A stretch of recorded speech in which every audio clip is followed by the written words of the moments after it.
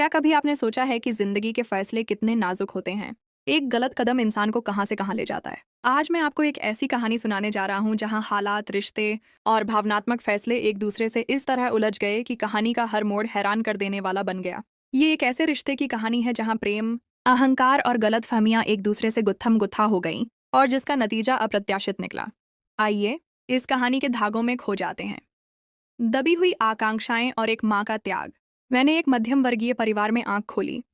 बज़ाहिर हमारी दोनों वक्त की दाल रोटी का इंतजाम खूबी हो जाता था, लेकिन जमाने की तेज रफ्तारी या शायद हमारी किस्मत की सितम जरीफी कि हमारे जैसे हजारों परिवार गरीबी की रेखा से भी नीचे जा गिरे। वक्त बदला, लोगों की तनख्वाहें सैकड़ों से हजारों से लाखों तक पहुंच गईं, मगर मेरे पिता सुरेश जी की तनख्वाह कई वर्षों तक उतनी ही रही। उसमें एक पाई का भी इजाफा न हुआ। जब कदरें बदलती हैं, सबसे ज्यादा मध्यम वर्ग ही पिसता है। वह शरीफ और सफेद पोश लोग जो किसी के आगे हाथ नहीं फैला सकते, अपनी गैरत और लिहाज के मारे पिस जाते हैं। पिताजी भी उन्हीं में से थे। उनकी मामूली आमदनी जो हमारे भरे पूरे कुनबे के लिए काफी थी, जब महंगाई के दानव ने समाज को जकड़ा तो आमदनी कम पड़ गई और घर की दाल रोटी भी मुश्किल हो गई। तब मेरी माँ राधा की हिम्मत काम आई। मेरी माँ ने इंटरमीडिएट तक शिक्षा प्राप्त की थी।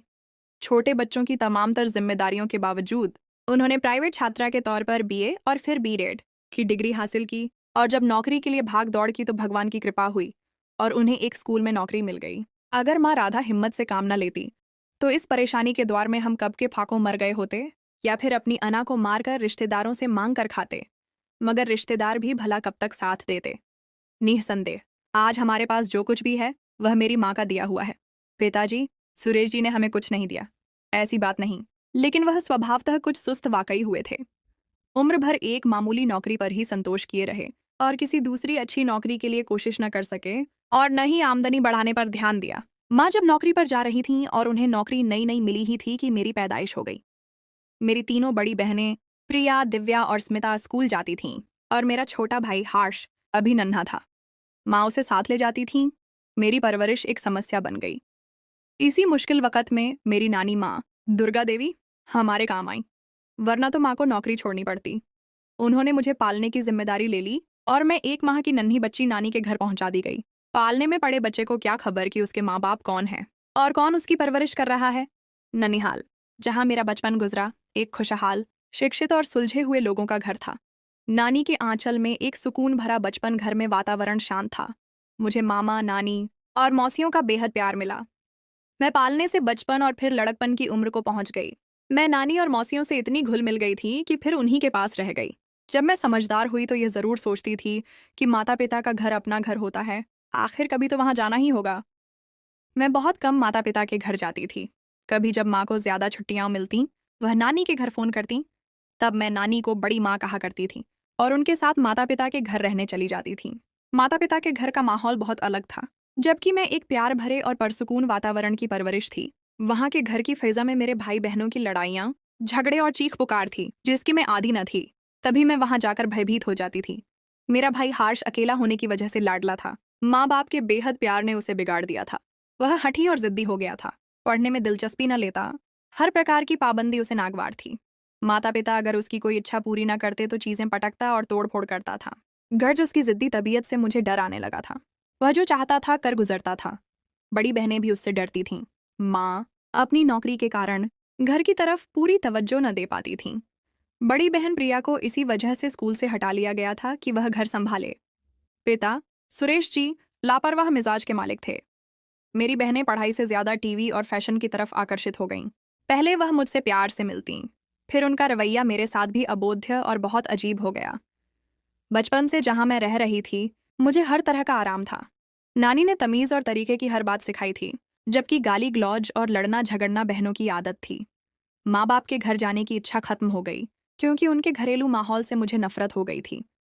मामा को मेरी पढ़ाई की फिक्र रहती थी और मैं उनके पास मन लगाकर पढ़ती थी। स्कूल में एक मेधावी छात्रा थी और परीक्षा में शानदार नंबरों से पास होती थी। यूं मैंने इंटरमीडिएट कर लिया। जीवन का एक और कठिन मोड़, मामा की शादी के 2 महीने बाद ईश्वरीय इच्छा से नानी माँ दुर्गा देवी का देहांत हो गया। मेरे लिए तो वह माँ का दर्जा रखती थीं। उन दिनों मैं बहुत दुखी थी। एक रोज मामी मीना देवी ने किसी बात पर डांट दिया। मैं डांट डपट की आदी न थी। बस दिल बुरी तरह टूट गया। जब आत्मसम्मान पर चोट लगी तो माता पिता की अहमियत का एहसास हुआ। तभी जोर देकर अपने घर आ गई। यद्यपि यहाँ रहन सहन का फर्क था और घुटे हुए वातावरण से अजीब सा डर लगता, लेकिन मेरे अंदर जो कशमकश सर उठाए हुए थी वह खत्म हो गई। माहौल जो भी था, अब मुझे उसी घर में रहना था। सभी कुछ मेरे लिए अजनबी था, सिवाय माँ जान, राधा के। और माँ जान मुझसे उत्कट प्रेम करती थीं, मगर मेरी बहनें मुझसे यूं पेश आती थीं जैसे मैं दूसरे परिवार की हूँ।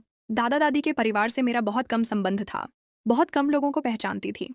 मेरा वास्ता अब उनसे पड़ा था, क्योंकि वह कभी हमारे ननिहाल नहीं आते थे।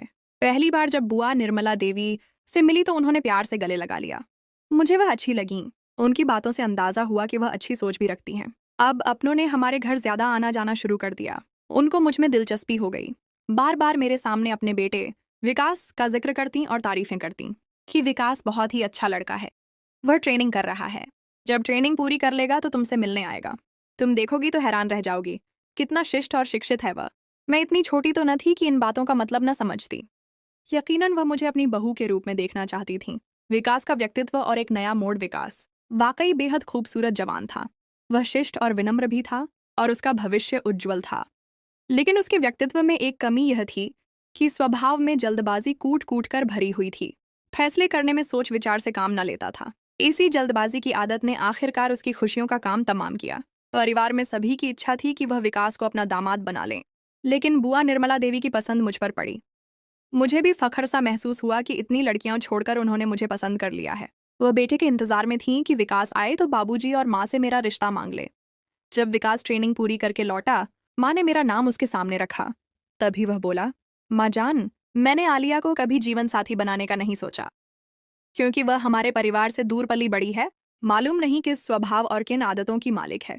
बचपन में एक दो बार देखा था, मैं उसके साथ शादी का जोखिम नहीं ले सकता। आप मेरी शादी बड़ी मौसी की बेटी रेशमा से करा दें। रेशमा मुझे पसंद है। बड़ी बुआ का घर छोटी बुआ के मकान से करीब तर था और उनका हर वक्त का आना जाना रहता था। विकास और रेशमा बचपन में साथ खेले थे और एक दूसरे को अच्छी तरह जानते थे। रेशमा यद्यपि बुआ को पसंद न थी, मगर भांजी थी। वह बेटे की फरमाइश सुनकर खामोश हो गईं। वह तो बेटे के प्यार से मजबूर थीं, और ऐसी मजबूरी पर बड़ी बुआ की बाँछें खिल गई थीं। विकास का रिश्ता यद्यपि रेशमा से हो गया, लेकिन वह हमारे घर भी लगातार आने लगा। मुझसे खूब बातें करता। मेरा ज्यादा ध्यान पढ़ाई की तरफ था। फिर भी उसका दिल रखने को विकास से बातचीत कर लिया करती थी। उसका हर रोज आना और हमसे घुल मिल जाना अजीब सा सिलसिला था, जो कभी कभी मुझे उलझा देता था। मैं उसके बारे में सोचने लगी, मगर उसकी चाहत को दिल का रोग न बनाया। जानती थी कि रेशमा से उसका रिश्ता तय है। मेरा लहजा, अंदाज, रख रखाव और बहनों से अलग था। तभी परिवार वालों की नज़र मुझ पर पड़ जाती थी। वह मेरी बहनों के तौर तरीके पसंद न करते थे, उनके रिश्तों के लिए दिलचस्पी न रखते, मगर सभी मुझे पसंद करते थे। बहनों ने इस फर्कन को महसूस किया। उनके रवैयों में भी सकारात्मक बदलाव आने लगे। वह मुझसे प्रभावित हुईं, खुद को मेरी तरह ढाल रही थीं। इस बात की मुझे बहुत खुशी थी। एक और भावनात्मक निर्णय और उसके परिणाम। एक रोज अजीब खबर मिली कि विकास ने रेशमा से शादी से इनकार कर दिया है। रेशमा की कुछ बात उसके नाजुक मिजाज को नागवार गुजरी तो दोनों में तू मैं हो गई। विकास एक जल्दबाज आदमी था। घर आकर माँ से मंगनी तोड़ने का आग्रह करने लगा। माँ बेटे की जिद से मजबूर हो गईं। सगी बहन को जवाब देना पड़ा, जिसकी वजह से दोनों बहनें एक दूसरे से दूर हो गईं। विकास ने रेशमा को जलाने की खातिर उसकी चाचा जाद बहन सोनी से रिश्ता जोड़ लिया। सोनी का घर भी विकास के घर से करीब था। अब वह माँ से झोड़ देने लगा कि सोनी के माता पिता से रिश्ता मांगे। माँ बेचारी अवाक क्या करे। जब बेटे ने किसी तौर चैन न लेने दिया तो माँ उनके दर पर गईं। सोनी के माता पिता को मालूम था कि उनकी बेटी विकास को पसंद करती है। उन्होंने रिश्ता देने में देर न की। यूं सारे परिवार में हाहाकार मच गई कि यह अजीब हुआ है जो रेशमा के चाचा और चाची ने उसी को दामाद कबूल किया है जिससे उनकी भतीजी की मंगनी टूटी है। खैर, बेटी से प्यार करने वालों को अपनी बेटी की खुशी अजीज थी। उनको किसी की परवाह न थी। यूं भी रेशमा की माँ से उसकी चाची के संबंध कुछ ठीक नहीं थे। तनाव में और इजाफा हो गया। ये विकास का एक क्षणिक और भावनात्मक फैसला था। उसने भावनाओं में आकर माँ से कहा था कि वह रेशमा से मंगनी तोड़ना चाहता है। जब गुस्सा शांत हुआ तो अपने की पर पछतावा हुआ। लेकिन अब क्या हो सकता था। वह दिल से सोनी को ना चाहता था। रेशमा को जलाने के लिए यह सब कुछ किया था। हमारी बड़ी बुआ को तो इस कदर सदमा हुआ कि वह बीमार होकर अस्पताल में दाखिल हो गईं। लेकिन छोटी बुआ निर्मला देवी बेचारी मजबूर थीं। वह बहन की दिलजोई भी न कर सकती थीं। सोनी मंगनी के बाद बहुत खुश थी। वह भविष्य के सुनहरे सपने बुनने लगी। उसे खुश देखकर विकास को अपने अंदर शर्म और मलाल महसूस होता था कि उसने यह क्या कर दिया। अब सोनी से मंगनी तोड़ने का कदम उसे सबकी नजरों में गिरा देता। लिहाजा कभी कभी माँ से अपने दिल्ली जज्बात का इजहार कर बैठता था कि सोनी से मंगनी करके उससे भूल हो गई है। दरअसल तो उसे रेशमा ही पसंद है। ये सुनकर माँ का दिल धक से रह जाता, जिसने सगी बहन का दिल तोड़ा था। परिवार वाले विकास की माँ को ज्यादा मुंह न लगाते थे। वह समझते कि जो महिला सगी बहन को धुतकार सकती है, भला वह और किसी से क्या निभाएगी। इस बात का भी बुआ को दुख लगता, मगर क्या करती, सब्र ही करना था। सब्र तो वह बरसों से कर रही थी। हालात का दबाव और एक माँ का धैर्य। विकास अभी 5 वर्ष का था कि उसके पिता का देहांत हो गया। तभी से बुआ निर्मला देवी ने सब्र से काम लेना शुरू किया था। बहुत मेहनत करके बेटे को पढ़ा लिखाकर अफसर बनाया था। जब बुरे दिन थे, परिवार वाले पहचानते न थे। बेटा अफसर बन गया तो हर किसी ने रिश्तेदारी जतलानी शुरू कर दी। इस कारण अब बुआ भी उनसे बददिल हो गई थी और विकास ही उनके लिए सब कुछ था। वह अक्सर माँ से कहती थीं कि गरीबी में हम माँ बेटा पर आए थे, अब सबको हम अपने और अच्छे लगने लगे हैं। देखो ये जमाना भी कितना अजीब है। विधवा होने के दुख सहते सहते छोटी बुआ बहुत संवेदनशील हो गई थी। वह लोगों के तानों और उलाहनों से घबराती थी। विकास का स्थानांतरण हो गया तो वह दूसरे शहर चला गया और माँ को परिवार भर की बातें सुनने के लिए अकेला छोड़ गया। रेशमा मंगनी टूट जाने से बहुत परेशान थी। उसकी हालत ये हो गई कि खाना पीना छोड़ दिया, हड्डियों का ढांचा रह गई। एक रोज किसी समारोह में रेशमा की माँ से सामना हो गया तो उसने बहन से बड़े दुख के साथ शिकायत की कि तुमको मेरी बेटी के साथ क्या दुश्मनी थी। पहले उसका चाहत से रिश्ता मांगा, फिर उसे मौत के मुंह में पहुंचा दिया। जरा तो देखो उसकी हालत, चंद दिन की मेहमान लगती है। ये बात उन्होंने इस तरह भरी महफिल में कही कि छोटी बहन पानी पानी हो गई। तमाम औरतें जो वहां थीं तरह तरह की बातें करने लगीं और छोटी बुआ को दोषी ठहराने लगीं। निर्मला बुआ को पसीना आ गया, जैसे घड़ों पानी पड़ गया हो। समारोह से लौटीं तो बहुत व्याकुल और उदास थीं। इस कदर दुखी हुईं कि अचानक दिल का दौरा पड़ गया और हमेशा के लिए हमसे बिछड़ गईं। विकास की तन्हाई और पश्चाताप। विकास घर आ रहा था कि रास्ते में एक रिश्तेदार मिला। उसने बताया कि तुम्हारी माताजी का निधन हो गया है। एक समारोह में गई थीं, वहां रेशमा से तुम्हारी मंगनी टूटने के कारण औरतों ने उनको खूब परेशान किया। घर आईं तो गम से दिल का दौरा पड़ गया और उनका देहांत हो गया। ये किस्सा सुनकर विकास की हालत खराब हो गई कि उसकी सगी बहन ने भी परेशान किया, इतना कि उन्होंने बातें दिल पर ले लीं। अतः वह हड्ड-बढ़ाया हुआ, लड़खड़ाता हुआ घर पहुंचा। जनाजा रह गया था जिसको रोते सिसकते कंधा दिया और वापस लौटा तो घर सूना मिला। अब घर में क्या बाकी रह गया था? न कोई भाई था और न कोई बहन जिसके गले लगकर वह आंसू बहाता। एक पड़ोसन सांत्वना देने आई, एक और आग लगाकर गई। विकास बेटा, मरते वक्त तुम्हारी माँ ने कहा था कि सोनी से हरगिज शादी न करना, वरना मेरी आत्मा को तकलीफ पहुंचेगी। वह सोनी से अब ऊब चुका था। उसके फोन आते तो मन न करता कि बात करे। उसे तो जैसे बहाना मिल गया। उसने दिवंगत माँ के आदेश को पूरा करने के लिए सोनी से शादी न करने का फैसला कर लिया और ये फैसला फौरन उसको फोन करके सुना भी दिया। उन दिनों विकास की अजीब हालत थी। दफ्तर से और छुट्टी ले ली, सारा दिन भूखा प्यासा घर में पड़ा रहता। कोई उसको समझाने वाला न था, कोई सहारा देने वाला नहीं था। माँ भी सांत्वना देने गई। उसका यह हाल देखकर उनसे मिन्नत करके घर ले आई कि ननद का बेटा है, वह ननद जिसने हमेशा उनसे प्यार किया था। फिर माँ ने पिताजी से कहा कि कुछ दिन अपने घर पर उसे रोक लो, अगर ये अकेला रहा तो दिमाग पर असर हो जाएगा। विकास की हालत वाकई दयनीय और बहुत बुरी थी। माँ की मौत के दुख से पागल सा लगता था। उसके दिमाग में ये बात बिठा दी गई थी कि परिवार वाले तुम्हारी माँ से नफरत करते थे। औरतों ने ताने देकर उसकी जान ले ली। सोनी से मंगनी टूटने के बाद वह सबसे दूर हो गया। उसको जीने से भी कोई दिलचस्पी न रही। जाने उसकी प्रकृति कैसी थी जो हर पल बदलती रहती थी। पता नहीं कि वह क्यों इस कदर बदगुमान हो गया था कि सभी उसको अपनी माँ के कातिल दिखाई देते थे, एक हमारे घर आने के सिवा कि वह माँ पर एतबार करता था। मेरी माँ की आदत थी कि फजूल बातों में दिलचस्पी लेने से बचती थीं और मनगढ़ंत बातें नहीं करती थीं। बहरहाल, जिंदगी में कभी इससे पहले मैंने विकास को ऐसा उजाड़ा हुआ नहीं देखा था। एक नया रिश्ता और गलतफहमियां। जब मैं कॉलेज से आई तो उसे अपने घर बैठे देखा। मैंने बुआ के अफसोस के लिए कुछ बातें कहीं तो वह रो पड़ा। तभी मेरे दिल में उसके लिए जगह बन गई और उसकी दिलजोई के लिए इधर उधर की बातें शुरू कर दीं। उसकी दिलजोई की। फिर मैंने कॉलेज से छुट्टियां ले लीं ताकि जितने दिन वह हमारे घर रहे उसका दिल लगा रहे। वह मेरी सब बहनों से ज्यादा मुझसे बातें करता था। एक दिन कहने लगा, आलिया, तुम सबसे कितनी अलग हो। तुम वाकई खूबसूरत हो, अपनी सूरत से भी और अपनी सोचों से भी। काश मैं माँ के चुनाव पर यकीन कर लेता। तुम ही उनकी पसंद थीं, वह तुम ही को बहू के रूप में देखना चाहती थीं। लेकिन मैं नादान उनका कहा नहीं माना और आज मेरी माँ भी इसी गम में चली गई। यह बातें उसने ऐसे कहीं जैसे दिल से कही हों। मुझे जाते हुए अपना पता भी दिया कि खत लिखना। जब वह चला गया मैंने खत न लिखा तो उसने खुद ही लिख दिया। फिर खत पर खत आने लगे। तभी मुझे जवाब देना पड़ा। फिर यह सिलसिला चल निकला।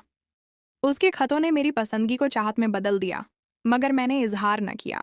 वह बार बार खतों में अपनी चाहत का इजहार करता था। उसकी बातें दिल में घर करने लगीं, मगर मैं सतर्क हो गई थी। फिर जब वह छुट्टियों में आया तो उसने बातों बातों में मुझसे कहा कि वह वाकई अपनी बुआ की बेटी रेशमा ही को पसंद करता है, मगर खुद मंगनी खत्म करके उसको गंवा चुका है। अब कैसे दोबारा संबंध जुड़ सकता है? मैं हैरान होकर उसकी बातें सुनती थी। एक रोज कहा कि अगर तुम अभी तक रेशमा के जादू से नहीं निकले तो फिर क्यों उसकी चाचाजाद सोनी से नाता जोड़ लिया था। कहने लगा उसको किसी बात की सजा देना चाहता था, लेकिन अब दोबारा उसे मनाना चाहता हूँ। समझ में नहीं आता कैसे मनाऊं।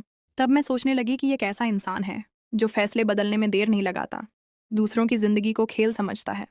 मैं उससे प्यार करने लगी थी, उसे दिल से खुश देखना चाहती थी, लिहाजा कुछ न कहा और उस पर भी जाहिर न होने दिया कि उसके लिए दिल में चाहत के जज्बात रखती हूँ। वह वापस ड्यूटी चला गया। मुझे खत लिखता और मोहब्बत भरे शेर भी लिख देता। मैं दोस्त समझकर उसका मान तोड़ना न चाहती थी, मगर मेरे जहन में यह बात जम गई थी कि वह रेशमा को चाहता है, वह मेरा नहीं किसी और का है। एक और फैसला और उसका अंजाम। एक रोज माँ जान ने मुझे यह कहकर हैरान कर दिया कि तुम्हारी क्या मर्जी है, विकास तुमको बहुत चाहता है और मुझसे तुम्हारे रिश्ते के लिए मिन्नतें कर रहा है। वह अपना मकान और सब कुछ तुम्हारे नाम करने को तैयार है। मेरा दिमाग चकरा कर रह गया कि यह सब क्या है। इधर मुझे दोस्त कहकर दिल की बातें बताकर जाता है, रेशमा से अभी तक मोहब्बत के अफसाने सुनाता है, और इधर मैंने अपनी सहेली नैना को बताया। उसने कहा कि उसकी मनोविज्ञान ये है कि दूसरी लड़की से मोहब्बत का अफसाना सुनाकर तुम्हारे दिल में जलन जगाता है। कुछ आदमी इसी प्रकार के होते हैं, जिससे प्यार करते हैं उसको यही जताते हैं कि वह किसी और से प्यार करते हैं, दरअसल वह तुमसे ही प्यार करता है। यह अजीब सी कहानी थी जो मेरी समझ से बाहर थी। मैंने इन बातों पर ध्यान न दिया और इस बात पर यकीन कायम रखा कि वह किसी और को चाहता है, मुझको नहीं। मुझसे सिर्फ दिल की बातें साझा करता है। इस बार वह आया तो मैंने कहा, विकास तुम क्यों मुझे ऐसे खत लिखते हो? आखिर इन खतों के लिखने का क्या मकसद है जबकि रेशमा तुम्हारे दिल की दुनिया पर कायम है? कहने लगा, आलिया दरअसल मैं तुमको ही पसंद करता हूँ, तुमसे ही शादी करना चाहता हूँ। बाकी जो बातें करता रहता हूँ वह सब फिजल हैं, उनमें कोई हकीकत नहीं है। अब मेरे लिए कोई अहमियत की हामिल नहीं है, मेरा अंदाज ही ऐसा है, तुम मुझे समझ जाओ। वह ये बातें कहकर चला गया और मेरा सुकून लुट गया। दिन रात सोचों में गर कर रहने लगी। उसके खत पर खत आने लगे। ये खत मेरी बहन प्रिया जो घर में होती थी वसूल कर लेती थी, लेकिन एक रोज विकास का एक खत पिताजी के हाथ लग गया। पिताजी ने मेरी बहुत बेइज्जती की और जब वह हमारे घर आया तो पिताजी ने उसकी भी बेइज्जती की। भांजे साहब तुमने हमारा ही घर ताड़ लिया है। जब सबने ठुकरा दिया, हमने हमदर्दी की, प्यार दिया, इसका ये सिला कि मेरी बेटी को खत लिखते हो। अगर शादी करना चाहते हो तो इज्जतदारों की तरह सीधे साधे माँ बाप से रिश्ता मांगते। ये चोरी छुपे मेरी बेटी को प्रेम पत्र लिखना क्या मायने रखते हैं? आइंदा हमारे घर कदम रखा तो अंजाम बुरा होगा। पिताजी की डांट डपट से वह इस कदर दिल शिकस्ता हुआ कि वह दोबारा हमारे घर न आया, बल्कि उसने बड़ी बुआ को मनाकर रेशमा से शादी कर ली और उसे अपने साथ ले गया। जिस रोज उसकी शादी का निमंत्रण पत्र मिला, दुख से बेहाल हो गई।